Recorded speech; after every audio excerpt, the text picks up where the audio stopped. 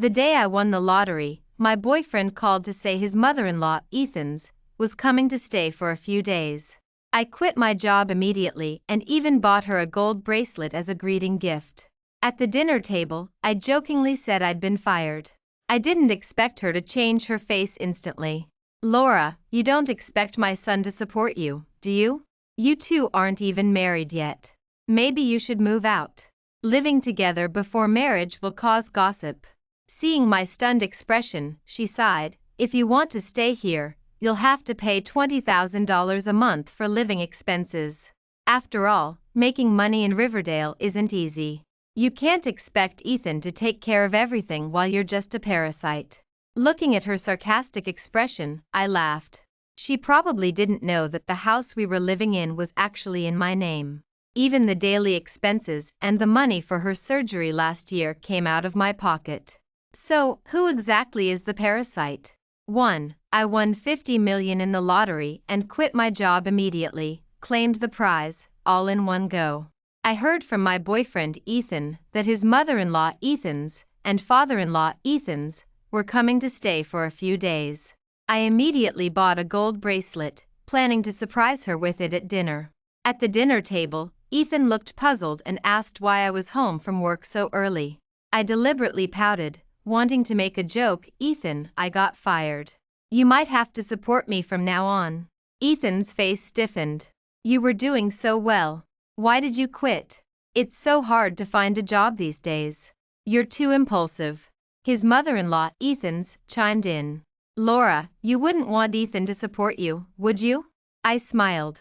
"Why not? We're getting married soon anyway. We'll be family. One more person at the table is no big deal." Last year, she had a tumor on her heart, and many doctors were at a loss. I was the one who helped her connect with a specialist in the state capital who performed the surgery. I even paid for the surgery.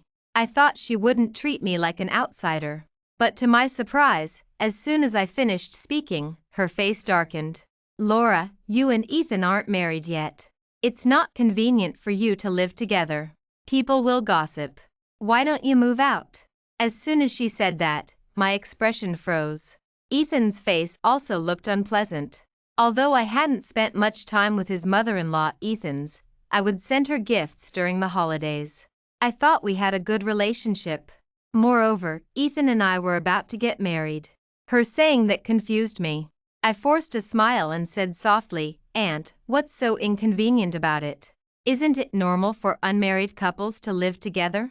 How could anyone gossip? Besides, I just got fired. I don't have the money to move out." But she insisted, "It's not easy for Ethan to make money. He has so many people to support. Moreover, my sisters are coming to visit me in a few days. The house is so small, there's not enough room." I laughed. "Aunt, don't worry. This house has so many rooms. Don't even mention your sisters. Even if there were a few more people, there would be no problem. You don't have to worry." I wasn't wrong. The house my parents left me was very spacious. There were more than a dozen bedrooms. How could there not be enough room? And I'm an only child. I especially like the elderly and children. I'd love for the house to be lively. But as soon as she heard that, her eyes reddened, and she started crying as if she'd been wronged. Her father-in-law, Ethan's, glanced at me with displeasure and comforted her. "Susan, the doctor said you shouldn't get upset so soon after your surgery, or it will affect your recovery." She wiped away her tears and sobbed, "They're not married yet, but living together will cause people to gossip. I just want to protect the reputation of our family. Is that wrong? Besides, have you ever seen a decent girl living with her boyfriend before, Ma?" Riaj. As she said that, she seemed to realize that her words were a bit excessive. Her tone softened. "Laura, you're a good girl. I'm just looking out for you. I don't mean anything else. Moreover, your parents passed away early. Ethan has been taking care of you all these years. It's not easy for him to make money, and you just quit your job. Aren't you just sucking Ethan dry? Even if you don't feel bad, I feel bad for my son." Looking at her face, it didn't seem like she was joking. I clutched the gold bracelet in my pocket, ready to explain. Suddenly, Ethan, who had been silent all along, spoke up. Mom, Laura just lost her job and is in a bad mood. Can't you say a little less? His sister-in-law, Ethan's, quickly chimed in. That's right, Mom. We're all family. There's no need to be so clear about things. His mother-in-law, Ethan's, was annoyed. So, I'm the only bad guy? I'm so unlucky. My son and daughter are always taking sides with outsiders. Her father-in-law, Ethan's, also darkened his face and scolded Ethan. I see you've forgotten your mother now that you have a wife. Your mother's health isn't good to begin with, and you're still provoking her. Besides, what your mother said isn't wrong. Ethan was furious. He slammed his chopsticks down and pulled me upstairs. 2. His mother-in-law, Ethan's, was right. My parents passed away before I even graduated from college. During my junior year, they went south to purchase goods and were in a car accident. My dad died on the spot, and my mom was in the operating room all night, but she ended up in a vegetative state. At that time, I was busy with my internship, running back and forth between the hospital and the office every day. In the end, I couldn't take it anymore and fainted from exhaustion. Seeing me getting more and more haggard, Ethan felt sorry for me. After careful consideration, he suggested that I find a caregiver for my mom. I had thought about it, but many caregivers these days don't have professional ethics and secretly abuse patients. I didn't feel comfortable entrusting my mom to a stranger. But Ethan said that his sister, Michelle, was majoring in nursing and was looking for a job. He suggested I let her try. Because we knew her well, I agreed. Sure enough, Michelle was very professional and took great care of my mom. That's how, after I graduated, my mom passed away. After she passed, I found out that she and my dad had bought me a house near the university. But the house was too big, and I felt lonely living there alone. Ethan suggested that he and Michelle could move in with me. Moreover, Michelle could also help me take care of the house. I was planning to get married after my job stabilized, so I accepted Ethan's suggestion. After moving in together, Michelle was always very good to me. Sometimes when Ethan and I had conflicts, she would take my side, making me feel like I had a family. But after today's incident, I suddenly realized something. Did his mother-in-law, Ethan's, think this house belonged to Ethan? Had Ethan and Michelle not told her that this house was mine? No wonder she reacted so strongly after she found out I was unemployed. Thinking of this, I found Ethan privately and asked, "Doesn't your mom know this house is mine?" Ethan was stunned and was about to explain something, but Michelle stopped him. "Laura, I didn't let Ethan tell her. Blame me if you want. I told Mom that this house was Ethan's. You know, a couple of years ago, Mom got a serious illness and thought she wasn't going to make it. Her only wish was for Ethan to buy a house and settle down in this city.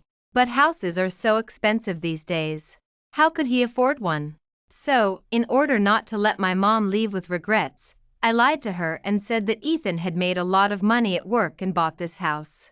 I just wanted to fulfill a little wish of the old lady before she died. I didn't expect her to bring up the house. I'm sorry." I could understand what Michelle was saying. His father-in-law, Ethan's, was in poor health, and Ethan and his sister were raised by his mother-in-law, Ethan's, alone. What mother wouldn't want to see her son get married and start a career before she dies? Although her illness was eventually not life-threatening, this white lie could give her peace of mind while she was seriously ill, which could be considered filial piety from a soon-to-be daughter-in-law. Moreover, Michelle had been good to me since she moved in. So, I patiently advised, "Sister, I know this is a white lie, but the truth will come out eventually. I still hope you can explain it to Auntie sooner rather than later. If you're worried that Auntie will be upset about the house, my family has a small house that my parents bought as an investment. You can say that Ethan bought that one. That way, Auntie can rest assured." As soon as Ethan heard me say that, his eyes reddened. "Laura, thank you for always considering me. Don't worry, I'll explain the house situation to my mom. I won't let you be wronged again." I took his hand and joked, "We're almost family. There's no need to thank me. I just don't want Auntie to misunderstand me." Michelle also smiled at me. Laura, you're so understanding. Ethan, you're so lucky to marry such a wonderful woman. You must have accumulated a lot of good karma in your previous life. I smiled shyly, but I felt more and more uneasy. I originally wanted to tell Ethan about winning the lottery this time, so he could relax with me. But these things that have happened in the past few days have made me hesitate. I should keep my wealth a secret for now and wait and see what happens. 3. In the days that followed, his mother-in-law, Ethan's, would say sarcastic things to me every day. These young girls these days are so shameless. They haven't even gotten married yet, but they're already squatting in someone else's house and can't be driven away. It's one thing to eat and drink for free, but now that she's lost her job, she's not even worried. I don't know what kind of magic potion my son has been given. He's keeping her around. She's such a nuisance. I would hear these words every day. If it were any other time, I wouldn't have put up with this. But Ethan had promised me that he would take care of this matter, and I decided to give him some more time and trust. But even so, I underestimated the extent of her wickedness. One day, I came home late after hanging out with my best friend. In order not to disturb my family's rest, I didn't turn on the lights and went back to my bedroom in the dark. As soon as I lifted the covers, I found a strange man lying on the bed. I screamed, and then the bedroom light came on. His mother-in-law, Ethan's, came out of the bathroom wrapped in a towel. I was frightened out of my wits. "Aunt, what are you doing here?"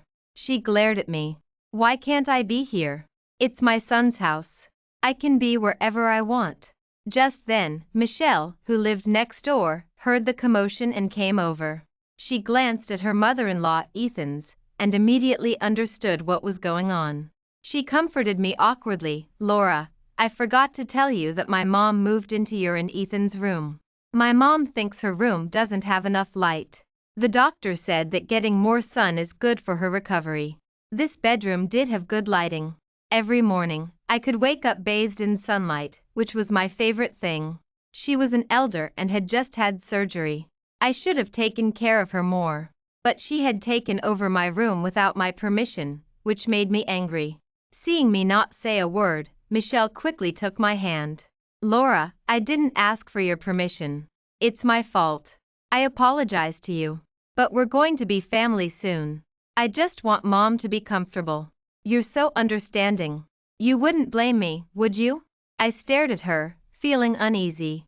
I could understand that his mother-in-law, Ethan's, wasn't feeling well and wanted to live in a room with good lighting. But didn't she even have time to notify me? Or was she trying to intimidate me? Just as I was about to say something, Ethan came home from his night shift. As soon as he saw the room, he immediately understood what was going on, and his face darkened. "Mom, how could you move into my and Laura's room without saying anything? Change it back right now." Seeing Michelle's awkward expression, I quickly waved my hand. "It's okay. Let Auntie stay if she wants to." "Sister, where did you move my and Ethan's things to? I'm all sweaty. I want to take a shower." Michelle hesitated and glanced at her mother-in-law, Ethan's. She immediately stepped forward. "You and Ethan aren't married yet. You can't sleep in the same room. It's bad luck. You two should sleep separately from now on." My lips twitched, but I didn't bother to argue. So, I said good-naturedly, "Okay, we won't sleep in the same room. Sister, can you tell me which room I can stay in?" Michelle pointed hesitantly to the maid's room at the end of the hallway and said softly, "I've put all your things in that room." I looked at her in disbelief. "Sister, are you sure you want me to move into that room?" This maid's room was very small, had poor lighting, and didn't even have a private bathroom. No one ever stayed there. Seeming to see my dissatisfaction, his mother-in-law, Ethan's, started to speak sarcastically again. "If you don't like the lighting, you can move to the attic. It's quiet there, and there are floor-to-ceiling windows." I was speechless. "If the attic is so good, why don't you move there, Auntie?" Seeing this, Michelle quickly tried to smooth things over. "Laura, it's the middle of summer. The attic is too hot. There's not even air conditioning. How can we let Mom live in the attic?" I smiled. "That's right. The attic is so hot. You can't let anyone live in the attic, can you? Michelle choked and stopped talking. Ethan glared at her and came to comfort me. He promised me that I would only have to stay in the maid's room for a few days. He would explain things to his mom soon. For the sake of harmony in the family, I decided to endure it one more time for Ethan's sake. But I didn't expect what happened next to completely shatter my worldview. For, that night, because I drank too much water, I couldn't help but want to go to the bathroom in the middle of the night. But the public bathroom was on the first floor. As I passed Ethan's bedroom, I suddenly heard Michelle's voice coming from inside. When are you going to get rid of Laura? I don't want my baby to be born without a father. Ethan took a deep breath and put his arms around Michelle. Don't worry. Laura and I aren't married yet. If we get rid of her now, we won't get anything. Even for the sake of our son, you have to be patient. Michelle snorted. But I'm fed up. I'm bossed around by Susan at home, and then I'm bossed around by that little b** tch Laura when I come out. Why is my life so miserable? Also, is the medicine you're giving that little b** tch working? She's been taking it for so many days. Why isn't she dead yet? I was shocked. Wasn't Michelle Ethan's sister?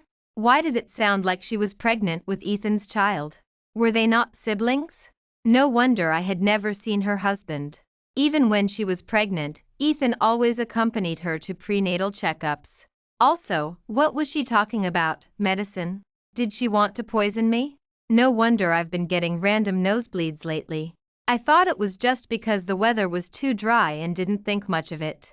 I didn't expect her to be behind it. Just then, Ethan suddenly lowered his voice and whispered, "What do you mean it's not working? Have you forgotten how Laura's mom died? Wasn't she poisoned to death with this medicine?"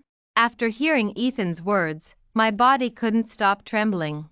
My mom's death was so sudden. At the time, I was just immersed in the grief of losing her. I never thought that it was murder. And the murd. Rare was the person sleeping next to me. A strange chill swept through my body. Through the crack in the door, I saw Michelle remain silent for a few seconds, then suddenly reveal a fierce look. If it doesn't work, just add a little more. Dragging it out isn't a solution. You need to find a way to get married to her as soon as possible. If that doesn't work, then create an accident. The sooner, the better. Ethan nodded and touched Michelle's belly. Okay, I'll listen to you, but you don't need to worry. We've been planning this for so long. A few more days won't make a difference. Besides, Laura is an only child.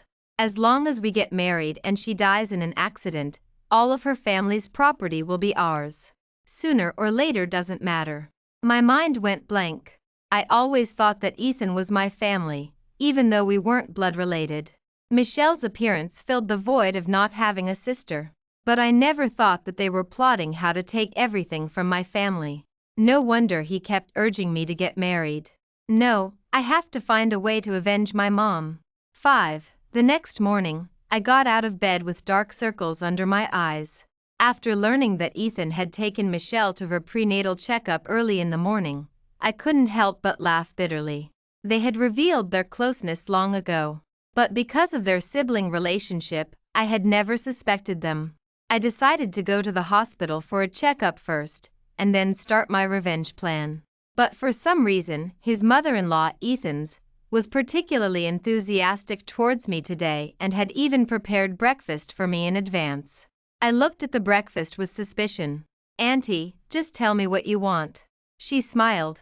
"Laura, I know you're unemployed now, so it's not appropriate to ask you to move out. But it's not easy for Ethan to make money, and it costs money to maintain such a big house. You can't expect Ethan to take care of everything, can you? How about this? You can continue to live in the house, but you have to pay $20,000 a month for living expenses, which will cover rent and food. That will also help Ethan ease his burden. What do you think? After all, Ethan has been taking care of you since your parents passed away. You've been eating and drinking for free for so long. It's not too much to ask you to pay for living expenses, is it?" I thought there was something off with her being so kind to me today. So that's what she was up to. At this moment, I finally saw the true colors of this family. I snorted coldly. Auntie, you're right. People who eat and drink for free should pay for their living expenses. It's just that you probably don't know that the house we're living in is mine. Her eyes widened. What nonsense are you talking about? How could this house be yours? I raised an eyebrow and sneered. Ethan makes at most $8,000 a month. How could he afford such an expensive house? Besides, he hasn't been paid for half a year. I've been supporting the family. So, who exactly has been eating and drinking for free and being a parasite? And who should be paying for living expenses? 6. Seeing her dumbfounded expression, I felt incredibly happy. I continued to add fuel to the fire. Auntie, there's another thing you probably don't know. Last year, when you had surgery, I not only found the specialist, but I also paid for your surgery. Didn't Ethan tell you about that? Now you should know who should be paying for living expenses, right? When Michelle was helping me manage this house, Ethan had hinted to me more than once that the renovation of the house would cost money. After my parents passed away, they not only left me this house, but also a large inheritance. I thought they were all family, so I frequently transferred money to Ethan to oversee the renovation. Later, when I started working, I would also regularly transfer money to Michelle. On the one hand, it was a normal salary. On the other hand, it was for the house's utilities and living expenses. Later, I won $50 million in the lottery. I originally wanted to relax with Ethan's family, but I didn't expect that a small joke would reveal his true feelings. More importantly, I learned the truth about my mom's death. But his mother-in-law, Ethan's, still didn't believe me. She pointed at me and shouted with a ferocious expression, "Laura, you be *tch, you must be lying to me, saying this house is yours. You're dreaming." Just then, Ethan and Michelle came back. As soon as his mother-in-law, Ethan's, saw Ethan, she immediately rushed over and grabbed his arm. "Son, Laura said this house is hers." Ethan's face darkened instantly. Michelle quickly explained, "How is that possible? This house belongs to Ethan. Laura is just joking with you." As she said that, Michelle secretly winked at me, signaling for me to cooperate with her. I snorted coldly, took out the house deed, and threw it in front of his mother-in-law, Ethan's. "What's there to joke about?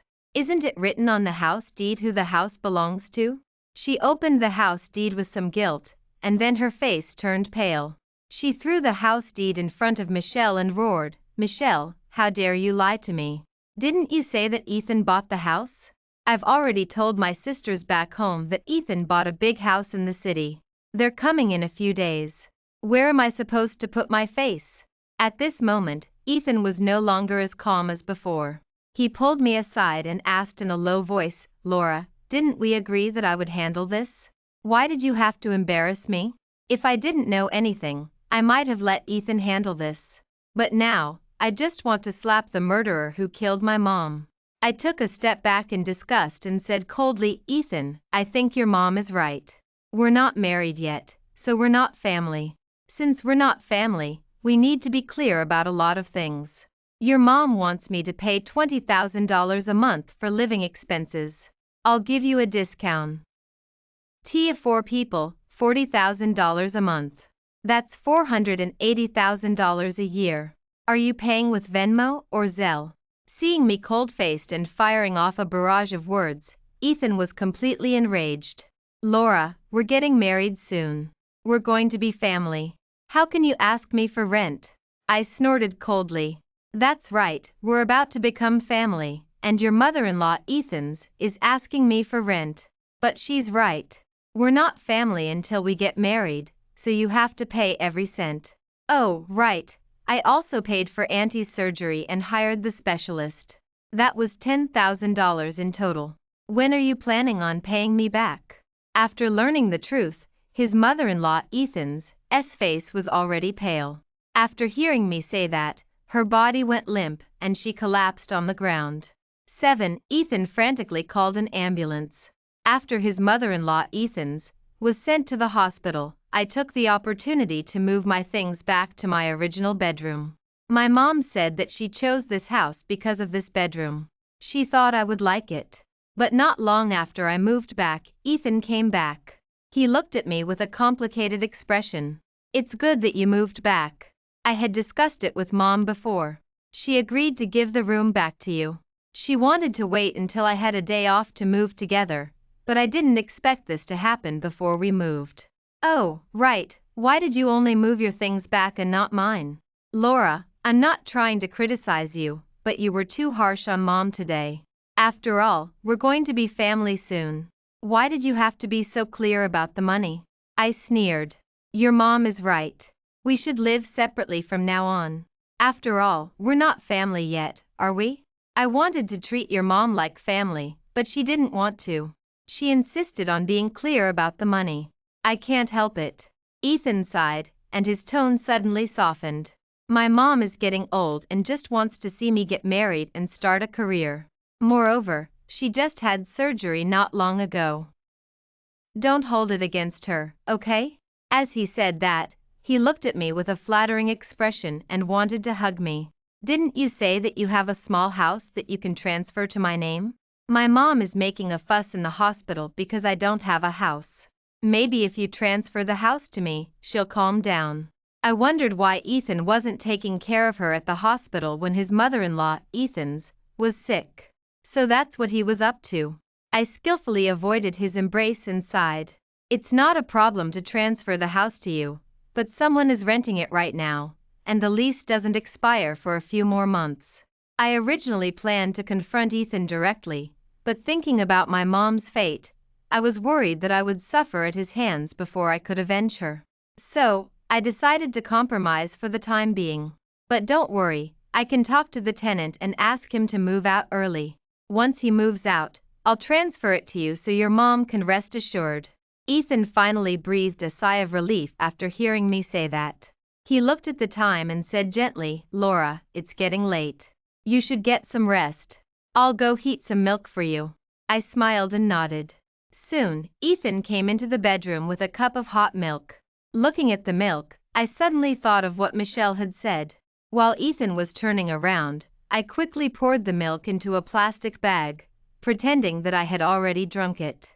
Only after seeing Riverdale leave with a relieved expression did I get up, grab the milk, and head to a food testing facility.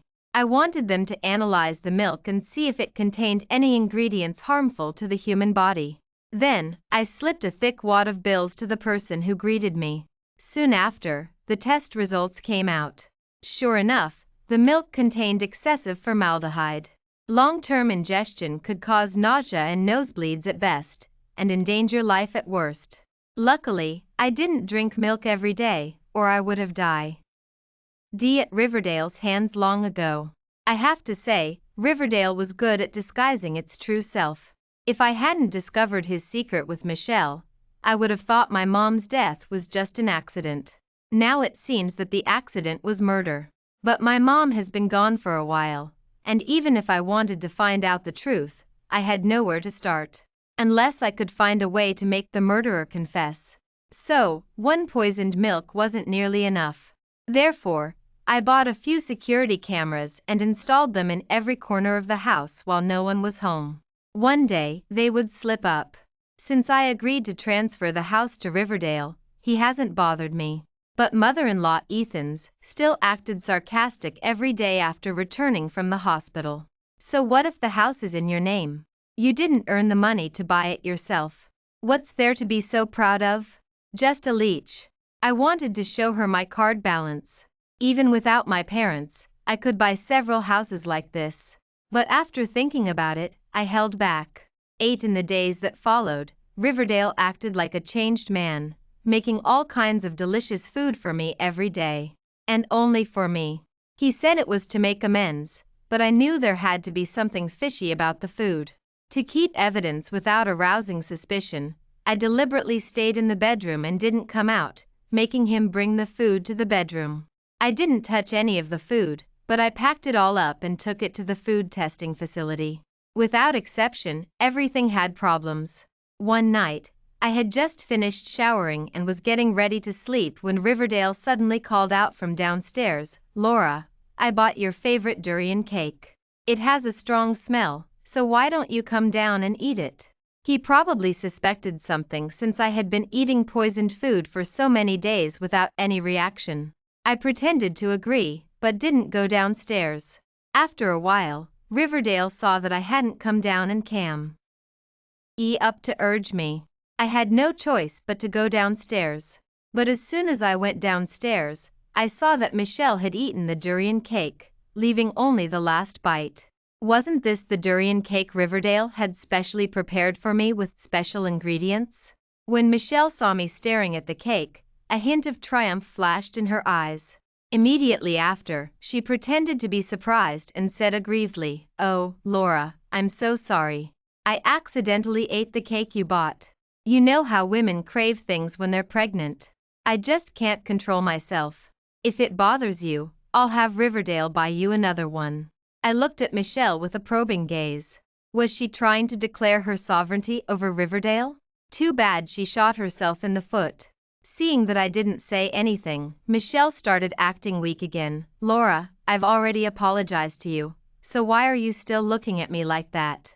Are you going to get angry at me over a piece of cake?" As soon as she finished speaking, Michelle suddenly turned pale. Immediately after, she clutched her stomach and moaned. Riverdale heard the sound and immediately ran down from the second floor, looking anxious. "What's wrong?" Michelle was in so much pain that she couldn't speak. I curled the corners of my lips and said with a sneer, "It's nothing. She just ate the cake you bought for me." Riverdale's face turned pale, and he quickly took out his phone and called for an ambulance. After the emergency treatment, Michelle's body was fine, but the baby in her stomach couldn't be saved. Mother-in-law Ethan's must have known that the baby in Michelle's stomach was Riverdale's, and she was stunned for a long time, refusing to believe that Michelle's baby was gone. It was a fully formed baby boy. When I came back from paying the bill, mother-in-law Ethan's saw me and immediately rushed over to tear at me with red eyes. "It must be you. You poisoned the cake and killed my grandson. I'm going to make you pay with your life." Riverdale quickly covered his mother's mouth, but I had already heard it. I looked at mother-in-law Ethan's coldly. "Isn't Michelle your daughter? Shouldn't the baby in her stomach be your grandson, not your grandson?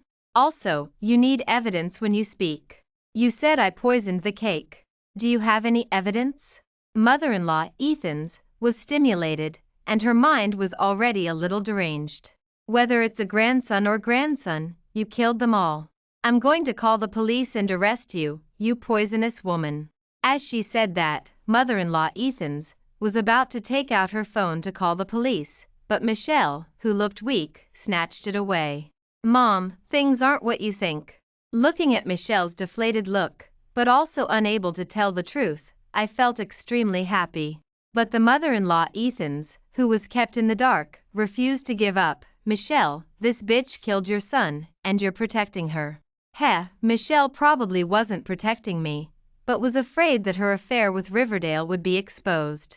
Seeing that mother-in-law Ethan's phone was snatched away, I quickly took out my phone and called the police. "Auntie, don't worry, I'll call the police for you." Mother-in-law Ethan's was stunned by my actions, while Riverdale and Michelle had turned into ants on a hot pot. Because it was very close to the police station, the police arrived soon. As soon as mother-in-law Ethan's saw the police, she immediately rushed up and pointed at me, crying, "Officer, this vicious woman poisoned my grandson to death. You must stand up for me." When the police heard that it was a poisoning murder, they immediately became serious. "Don't worry, tell me slowly." Mother-in-law Ethan's burst into tears and began to list my crimes. It was this woman who poisoned the cake she was eating, killing the baby in my daughter's stomach. The police were confused, and I quickly explained, "Officer, I called the police, but I am being framed." The police patiently asked mother-in-law Ethan's, "You said she poisoned the cake she was eating, killing the baby in your daughter's stomach? Then who bought the cake, and who was it bought for?" Mother-in-law Ethan's pointed at me and shouted, "My son bought it for this little bitch to eat." But after she finished speaking, she immediately realized what she had said. The police were a little helpless.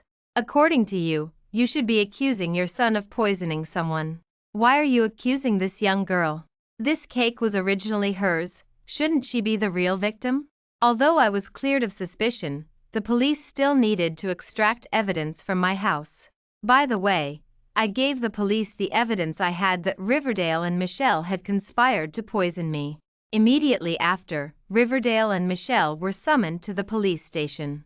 10 Because the evidence was conclusive, Riverdale didn't even struggle and confessed directly. However, he took all of Michelle's crimes on himself and was sentenced to 5 years in prison. And Michelle was only sentenced to 3 months. I couldn't help but sneer when I heard this news. What a loving couple. I wonder if Michelle feels the same way about him. And mother-in-law Ethan's was deeply affected by Riverdale's sentencing and fell ill immediately. Father-in-law Ethan's took care of her in the hospital. Taking advantage of this gap, I found someone to pack up all their luggage in the house and put it at the security guard's place. I didn't want to have any more involvement with these people because of the move. And I warned the security guard not to let these people into the community, or I would complain. Thinking it wasn't safe enough, I changed the locks on the mansion, added a few more layers of protection, and then took my daily toiletries and planned to temporarily go back to my parents' small apartment to avoid them. But unexpectedly, the first person to find me was Michelle. She knelt on the ground and begged me to let Riverdale go. Laura, I'm sorry for what I did to you, but Riverdale has done so much for you. Can you please let him go? She confessed her relationship with Riverdale to me and wanted me to sign a letter of leniency in consideration of Riverdale taking care of me for so long, so that Riverdale could get a reduced sentence. I saw her crying so hard that she couldn't catch her breath, and couldn't help but sigh. It's okay for me to let Riverdale go, but he has taken a lot of money from me over the years, about 500,000 or 600,000. You pay him back, and I'll let him off. As soon as she heard that I wanted her to pay back the money, Michelle immediately stopped crying. Laura, how can I pay back the money? Are you trying to kill me? Besides, your money was given to Riverdale. Why should I pay it back for him? You should ask his mom to pay it back. I looked at Michelle coldly and couldn't help but feel sad for Riverdale. Is this the woman he would give up everything to protect? She doesn't even have a tenth of his feelings for her. How ridiculous. 11 Not long after, I heard the news that mother-in-law Ethan's old illness had relapsed. But this time, she wasn't so lucky, it was malignant. The doctor said she didn't have many days left, at most 3 months. Immediately after, Riverdale tried to send me a message saying he wanted to see me. Considering that my mom's revenge hadn't been avenged yet, I endured my disgust and saw him. As soon as Riverdale saw me, tears welled up in his eyes. Laura, I'm sorry for what happened before. Now, can you help me? My mom is in the hospital now.